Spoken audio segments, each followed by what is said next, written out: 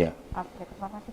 Selanjutnya dari pertanyaan netizen selanjutnya, terima kasih Tribuners, banyak sekali yang bertanya ya. Ini ada Sutaji_Armaji. Pak BPBD, tolong bantu drop air untuk daerah kami di Gunung Kidul yang mulai kekeringan. Manggilnya Pak Biwara, mohon maaf ya Tribuners ya, disebutkan nama. Laris ini BPBD ya. Jadi ya terkait dengan kekeringan ya. Jadi sistem yang kita bangun memang yang di depan itu BPBD kabupaten ya. Jadi Gunung Kidul ya tentu BPBD Kabupaten Gunung Kidul yang sudah menganggarkan kalau nggak salah sekian 600 jutaan ya. Kemudian Bantul ya sudah menganggarkan sekian tangki termasuk Kulonprogo. Silahkan untuk daerah yang memang sudah mengalami kesulitan air bisa lapor ke BPBD maupun kecamatan, karena Bantul Gunung Kidul itu sudah ada tangki di kecamatan-kecamatan ya. Kalau kemudian perlu backup dari kabupaten dan juga dari provinsi, kita akan lakukan. Nah, kenyataannya terkait dengan kekeringan memang banyak juga masyarakat komunitas yang juga melakukan mendukung ini dengan membantu sekian puluh tangki misalnya. Itu BPBD ketika sudah dibutuhkan akan membuka posko yang menerima bantuan-bantuan di masyarakat itu untuk kita sampaikan kepada desa-desa, daerah-daerah yang membutuhkan. Oke. Terima kasih Pak Biwara, terima kasih juga untuk Tribuners yang sudah bertanya. Kami masih membuka pertanyaan bagi Tribuners, silahkan bagi yang ingin bertanya tinggalkan komentar. Nanti kita akan membahasnya lebih lanjut dan kita akan melanjutkan ke Pak Noviar. Pak Noviar, ini kalau terkait dengan pengawasan pantai ataupun untuk meminimalisir terjadinya laka laut ini, terutama saat libur panjang begitu Pak ya, ini apa yang dilakukan ini Pak? Seperti apa penanganannya? Jadi kami mempunyai Satlimas Rescue Istimewa yang berada di sepanjang pantai Waduk dan Merapi. Jumlahnya 328 orang yang dibagi menjadi 7 korul dan wilayah satu itu adalah di Hadeng dan sekitarnya yang terdiri dari 37 pantai, kemudian wilayah 2 di Baron itu yang terdiri dari 57 pantai, wilayah 3 Parangtritis itu yang terdiri dari 5 pantai, kemudian wilayah 4 itu di Pantai Baru itu terdiri dari 10 pantai, kemudian wilayah 5 itu ada di Glagah itu terdiri dari 8 pantai, kemudian di wilayah 6 itu adalah Waduk Sermo itu ada 7 objek wisata, dan wilayah 7 itu adalah di Kaliurang atau di kaki Gunung Merapi itu juga objek wisatanya cukup banyak di sana, dan satu lagi bantuan operasi yang ada di Satpol PP sendiri. Kemudian dalam menghadapi libur panjang ya, jadi kami sudah menginstruksikan kepada seluruh anggota Satlimas Rescue Istimewa yang berada di seluruh wilayah untuk siap siaga penuh. Karena kalau hari biasa, jadi kalau hari Sabtu Minggu memang seluruh anggota Satlimas terjun semua. Hari biasa Senin sampai Jumat itu adalah sistem shift. Jadi ada yang shift pagi, shift siang, dan shift malam. Tetapi pada Sabtu Minggu semuanya full turun. Khusus untuk libur panjang kemarin mulai dari hari Kamis sampai dengan hari ini, semuanya kami instruksikan turun. Artinya tidak ada yang sistem shift, semuanya melakukan penjagaan karena dari libur panjang kemarin 27.000 orang yang masuk ke wilayah pantai dan Merapi ini bukan suatu hal yang sedikit, itu perlu pengawasan. Apalagi ketika yang datang itu adalah mereka yang dari daratan yang ketika masuk ke laut wajib hukumnya katanya untuk nyemplung. Nah, ya itu yang menjadi kekhawatiran kita, walaupun di sana sudah kita berikan himbauan tetapi belum tentu semuanya bisa tercover. Sudah ada peringatan-peringatan seperti misalnya wilayah 1 di daerah Sadeng atau sekitarnya itu terdiri dari 37 pantai. Personil yang kita terjunkan yang punya di sana hanya sekitar 37 orang. Itu hanya 1 orang yang ngawasi 1 pantai. Itu tidak mungkin bisa tercover semua. Kemudian yang kedua di wilayah 2 Baron ada 57 pantai. Personilnya hanya sekitar 67 orang. Sehingga tidak semua pantai bisa dipenuhi. Kemarin kita dapat bantuan juga dari salah satu pengusaha. Ada pantai baru namanya Pantai Ngerawe. Nah di situ dari salah satu pengusaha itu membuatkan posko. Nah itu tempat mereka untuk melakukan kegiatan, untuk melakukan pengawasan. Sementara di pantai-pantai yang lain kita belum punya posko. Kadang juga banyak teman-teman ini harus numpang di warung-warung penduduk. Ya tentu ini risikonya ketika duduk di warung tentu harus banyak pengeluaran. Ini yang juga kita sayangkan, termasuk misalnya di Glagah. Glagah itu salah satu pantai yang paling banyak dikunjungi pada hari Sabtu Minggu atau hari-hari libur. Kita punya posko itu di pintu masuk gerbang ke pantai selatan itu, di pintu gerbang. Nah, di selatan tidak punya posko di daerah pantai, sehingga kita membuat posko darurat di sana hanya satu, itu untuk mengawasi seluruh pantai sampai ke daerah Bugel. Nah, ini suatu hal yang perlu ada perhatian kita semua. Paling tidak ada posko mereka untuk berteduh, untuk mengawasi para pengunjung itu, karena di pantai selatan itu sangat panas. Tidak mungkin 24 jam mereka harus berdiri di pinggir pantai. Perlu ada tempat istirahat. Nah, ini yang menjadi perhatian khusus bagi para pengunjung ya di daerah pantai ini. Nah, ini perlu ada edukasi lebih lanjut bahwa pantai selatan ini tidak sama dengan pantai yang berada di wilayah utara. Pantai selatan ini sangat ganas, gelombangnya cukup tinggi, dan di bawahnya arusnya sangat kencang. Jadi ada beberapa orang yang sudah pernah mencoba, seorang yang pintar berenang, ketika sudah diseret di arus selatan itu tidak bisa apa-apa.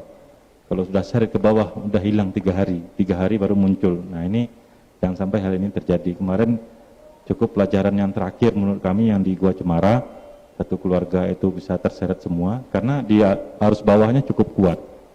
Berapa waktu yang lalu juga di Video Ombo salah satu nelayan pemancing juga tiba-tiba disapu ombak, 3 hari baru ketemu.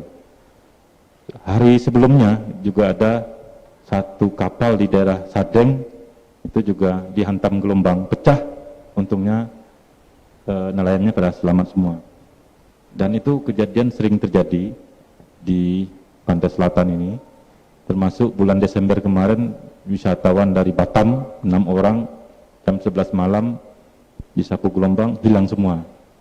3 hari ketemu, sudah menjadi mayat semua. Nah, ini jangan sampai terus menerus. Kita berusaha bagaimana mengurangi risiko, mengurangi dengan catatan bahwa ada kerjasama semua pihak. Teman-teman Satlinmas, saya tahu bahwa bagaimana kerjanya di lapangan, tanpa pamrih, tanpa melihat bahwa dia honornya hanya 750, tidak melihat bahwa dia tidak dapat apa-apa, tetapi karena jiwa mereka adalah jiwa petarung.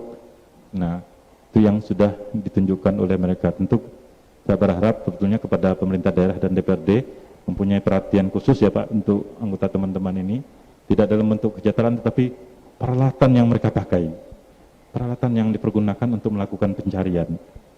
Selama ini misalnya terkait dengan ubur-ubur, ketika disengat ubur-ubur, obatnya sederhana, cuma dikencingi ya, karena tidak punya alkohol. Kami mempunyai alokasi obat-obatan hanya 1 tahun 4 juta, tidak cukup. Jadi setiap ada laka laut, terutama terkait dengan ubur-ubur, pakai alkohol obatnya, itu kita tidak punya. Ya, sehingga banyak dengan cara-cara tradisional yang dilakukan oleh teman-teman di lapangan. Kemudian kerjasama dengan instansi terkait di bawah cukup kuat. Kita juga sudah dibantu oleh Pol Airut, dengan Angkatan Laut, dan juga dengan Basarnas untuk saling membawa-bawa, termasuk relawan. Relawan-relawannya juga hari-hari Sabtu Minggu juga sering ikut melakukan pengawasan. Nah, ini sinergi yang sangat kuat ini, potensi yang sangat kuat ini, jangan kita sia-siakan. Ini merupakan aset pemerintah daerah yang perlu kita pupuk untuk terus berbuat untuk masyarakat DIY. Mungkin itu Mbak. Terima kasih Pak Noviar. Kita ke Pak Suwardi. Pak Suwardi, kalau terkait dengan upaya preventif sendiri dari PMDDI seperti apa Pak? Apakah mungkin sudah ada SOP atau aturan terkait untuk pengamanan pada objek wisata di pantai begitu Pak? Selama ini di dalam rangka kita memberikan perlindungan kepada para wisatawan, baik dengan kemungkinan terjadinya laka laut ataupun kebencanaan ini, mesti diatur dengan peraturan gubernur ya, Pergubernur 4 ya Pak, 2019 ya. Terkait dengan Satlimasnya itu diatur dengan Pergub nomor 4 2019, tetapi terkait dengan tertib kawasan pantai itu sudah diatur melalui Perda nomor 2 2017 tentang tertib Bumlinmas. Ya, jadi di sana sesungguhnya kita melihat kesiapsiagaan secara dini Mbak, bahwa bagaimana kemudian seperti mitra kerja kita Pak Badan Penanggulangan Bencana Daerah Pak Biworo, kemudian Pak Kepala Satuan Polisi Pamong Praja Pak Noviar ini sudah bekerja sama dengan baik dengan kita yang ada di Komisi A ini, telah banyak melakukan kegiatan di tengah-tengah masyarakat, Mbak. Contoh tadi yang disinggung Pak Biworo, di sana kita ada desa tangguh Destana ya, desa tangguh bencana. Kemudian Pak Noviar ini selalu mengadakan kegiatan pelatihan kepada Linmas, juga kepada Parasar. Ini adalah bagian-bagian dalam upaya agar kita semua masyarakat yang ada di Jogja, kemudian yang punya anugerah dari Tuhan itu tadi, dengan adanya pantai yang kita miliki ini, bisa dikelola dengan aman, dengan nyaman, dengan mengundang wisatawan, sehingga wisatawan yang datang di Jogja ini kemudian tidak merasa kapok gitu ya, tapi mereka datang merasa ada kenangan dan ingin kembali lagi dengan membawa teman begitu. Nah yang kedua Mbak, bahwa yang perlu mendapat perhatian kita bersama, mohon maaf ini Pak Biworo dan Pak Noviar, sekarang ini masyarakat Jogja kurang tahu kalau di luar Jogja lagi booming namanya goes gitu ya, bersepeda ini. Ada pangkalan-pangkalan baru yang ditentukan oleh masyarakat. Kalau di Bantul itu, kalau dulu kan Gua Cemoro ya, sekarang juga masih gitu ya. Sekarang ini di kawasan Sungai Oyo itu, yang ada di Selo Pamioro dan ada di Sriharjo gitu. Selo Pamioro itu yang Kireng-Kireng itu, Sriharjo itu yang Gunung apa, Kedung Jati itu Pak, ya. Kedung Jati itu.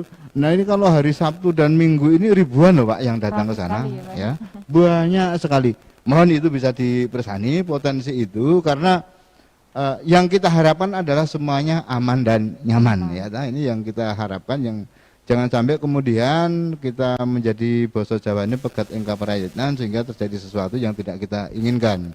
Ini karena boomingnya sampai kapan kami tidak tahu gitu.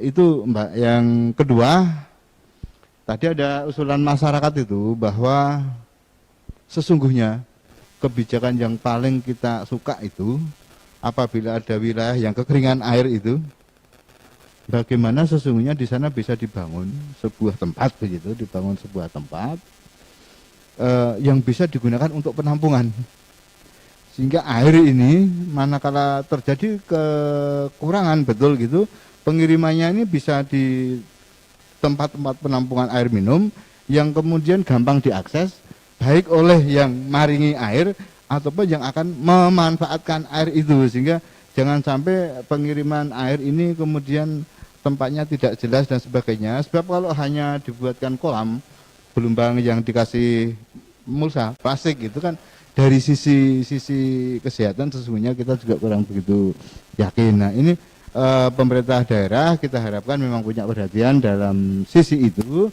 dalam rangka kita memberikan perhatian kepada masyarakat. Yang kedua, bagaimana daripada kita itu semakin ke sana semuanya adalah membangun air dengan tangki-tangki itu, bagaimana kalau kita bisa bangun sumur-sumur yang dalam itu, P2AT itu, yang kemudian bisa dialirkan untuk kebutuhan masyarakat di sana.